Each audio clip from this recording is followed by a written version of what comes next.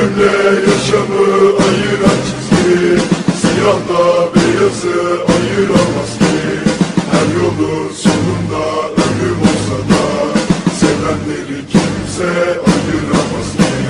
Yağmurlu bir günde görmüştüm seni, üstünde çubuklu formalar vardı. Bir anda vuruldum, aşık oldum ben, hayatın anlamı siyah beyazdı. Ölümle yaşamı ayıran çizgi, siyahla beyazı ayıramaz ki. Her yolun sonunda ölüm olsa da sevenleri kimse ayıramaz ki. Yağmurlu bir günde görmüştüm seni, üstünde çubuklu formalar vardı.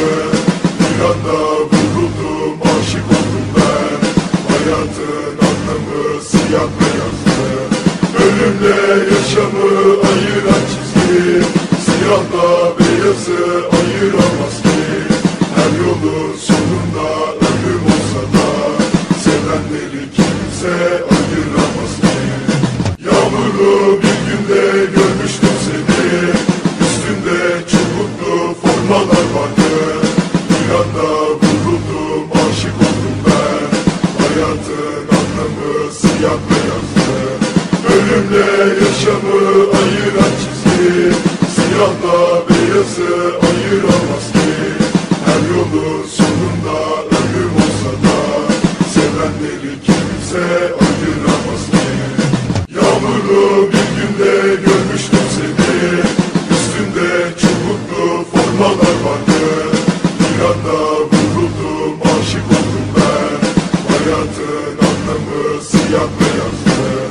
Ölümle yaşamı ayıran çizgi, siyahla beyazı ayıramaz ki. Her yolun sonunda ölüm olsa da sevenleri kimse ayıramaz ki.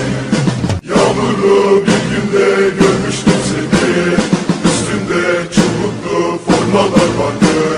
Bir anda vuruldum, aşık oldum ben, hayatın anlamı siyah beyazdı.